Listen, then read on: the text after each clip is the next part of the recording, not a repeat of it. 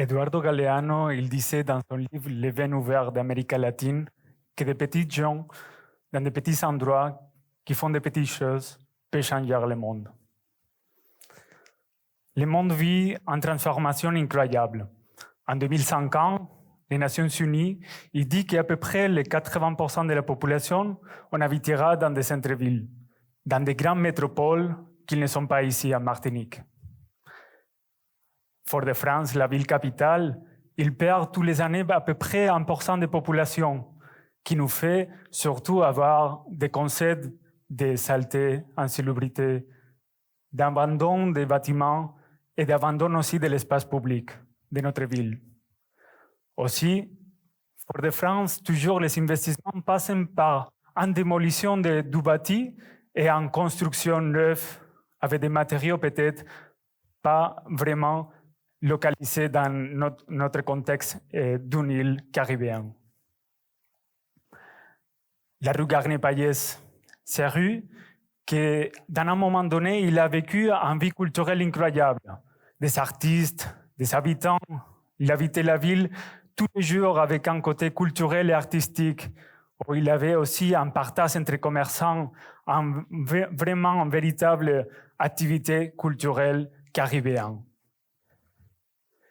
C'est pour ça que depuis 2018, j'habite à Fort-de-France avec Raphaël. Tous les deux, nous sommes architectes et on a développé un projet de création de notre bureau d'architecture qui soit vraiment lié avec la transformation de la ville. C'est pour ça que pour nous, l'architecture, c'est un moteur de développement. C'est un rôle politique clair pour le développement de la société et de la création de l'amélioration de notre habitat. Le Patio 19, cet espace que c'est notre bureau d'architecture et que vraiment il voudrait être un espace convivial, attractif et ouvert à toute la population et à tout le monde qui voudrait découvrir les modes d'habiter au centre-ville de Fort-de-France. Pendant ces 4 ans, on a pu découvrir différentes maisons foyales.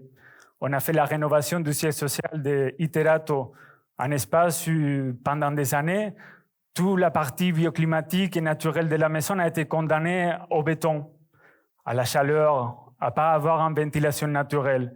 Notre première intervention, c'était ça, ouvrir à l'espace public, ouvrir à la nature, comme on a fait aussi au projet de Caimit. Caimit, c'était un petit atelier qui s'est porté par Linda et qu'elle voudrait ouvrir à la population pour créer un nouvel mode de vie au centre-ville de Fort-de-France. À Bacaxi, le dernier projet qu'on a fait dans la rue Garnier-Payès comme architecte, et qui a été lauréat du prix de patrimoine de la Loterie du patrimoine l'année dernière. Ce projet, il finira la réparation et la réhabilitation de la rue Garnier-Payès à travers son architecture avec la création d'un hébergement jeunesse porté par Stéphanie.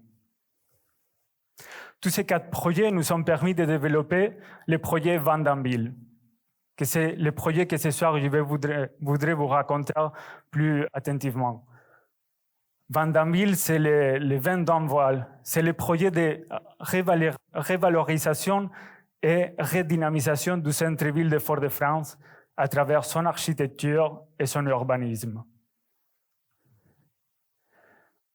Pour la revitalisation du centre-ville et aussi de toutes les villes caribéennes, passe aussi pour la participation de la citoyenneté, passe par la création d'une communauté de personnes engagées pour développer un monde plus durable et plus équitable.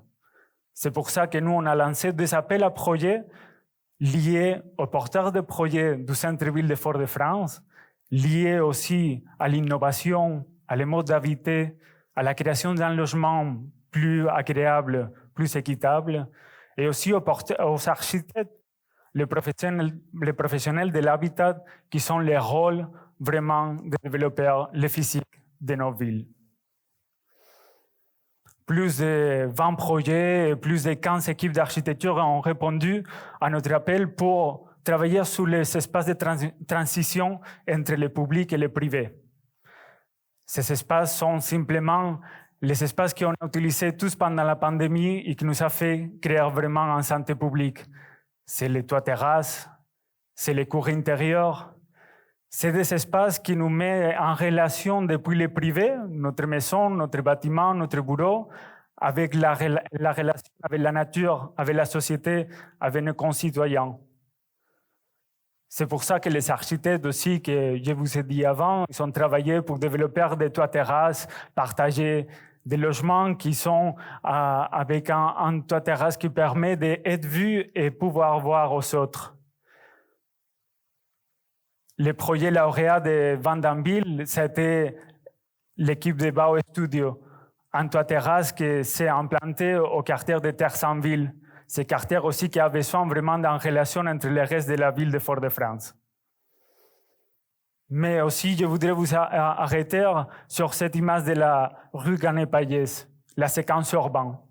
Un petit morceau de rue qui peut créer, qui peut développer vraiment un projet de ville et un projet de société pour le monde de demain. Cette phrase de l'urbaniste Jangel, il nous rappelle l'importance que c'est de garder et d'entretenir notre espace commun.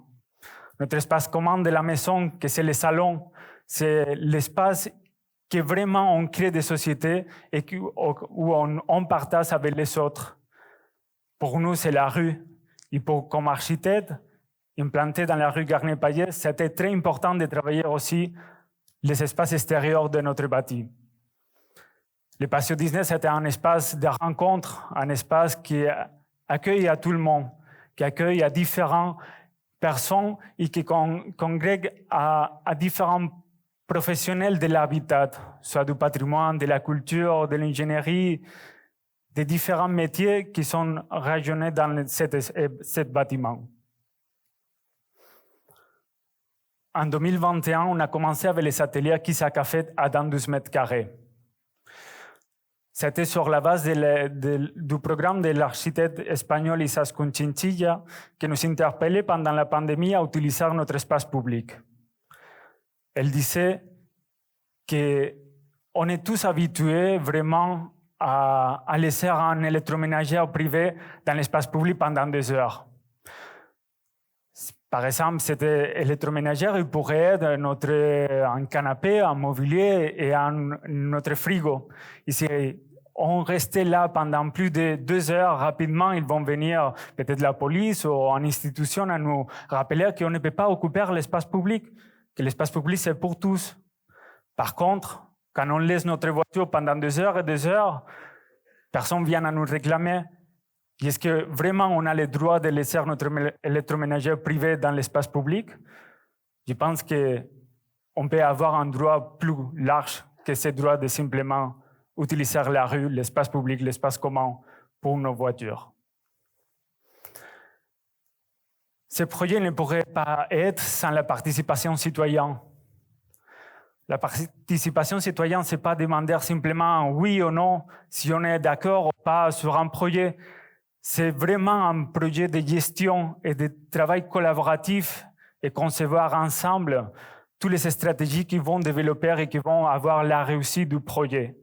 C'est ça qu'on a, pendant presque 3 mois, développé avec tous les citoyens, commerçants, riverains, institutions, entreprises qui sont engagés sur la dynamisation du centre-ville pour vraiment créer un projet qui nous ressemble à nous, qui pourrait nous faire fiers de notre ville et de notre rue Garnier-Payès. Pour développer le projet aussi, on a appelé aux artistes et architectes de Madrid, Boa Mistura, qui sont déjà tout un parcours international pour développer des projets liés vraiment au développement durable dans l'espace public et vraiment réussir à développer la société que nous, on voudrait avoir pour demain. Sont des actions transformatrices, sont des actions qui vont vraiment changer les regards, vont changer l'utilisation des modes d'habiter de la ville où on est. C'est pour ça que ce projet, ce n'est pas simplement une peinture au sol, que oui, on a fait que ça, mais on a vraiment un développement de l'appropriation urbaine par les citoyens. L'appropriation urbaine par la citoyenneté, ça passe depuis la personne plus âgés, touristes, visitants, habitants, intergénérationnels, depuis les enfants jusqu'à les personnes plus âgées du quartier. L'effet levier, c'était très important. Pendant 10 jours, tous ensemble, commerçants, citoyens, habitants de la rue, on a travaillé pour développer le projet que nous, on voudrait donner et qu'on voudrait faire vivre dans notre espace. C'était un projet qui a permis rapidement, dans 2 ans, de développer vraiment un effet levier de 700%. Ça veut dire, quand on est arrivé en 2020, 21 bâtiments de la rue étaient abandonnés. Aujourd'hui, il ne reste que 6. Et ce n'est pas simplement la mobilisation de la population qui est arrivée à créer vraiment un effet positif dans cet espace. Il y a aussi l'importance de vraiment la participation de tout le monde et tous les rôles politiques de cette ville de Fort-de-France. Le message qu'on voudrait donner, c'est clair. On est ensemble. On est tous ensemble pour créer vraiment la ville de demain. Architectes, urbanistes, professionnels, habitants. On voudrait vraiment donner un message pour que la convivialité et l'humain pourraient être en relation naturelle avec tout l'être vivant. Je voudrais rappeler les premiers mots d'Eduardo Galeano, des petits gens, comme vous avez vu dans la vidéo, des gens en train de faire la peinture avec un pinceau, des gens qui sont donné son idée pour développer une plateforme dans l'espace public ou un espace de repos et pour pouvoir discuter ensemble. Ils ont fait vraiment changer le monde. Merci beaucoup.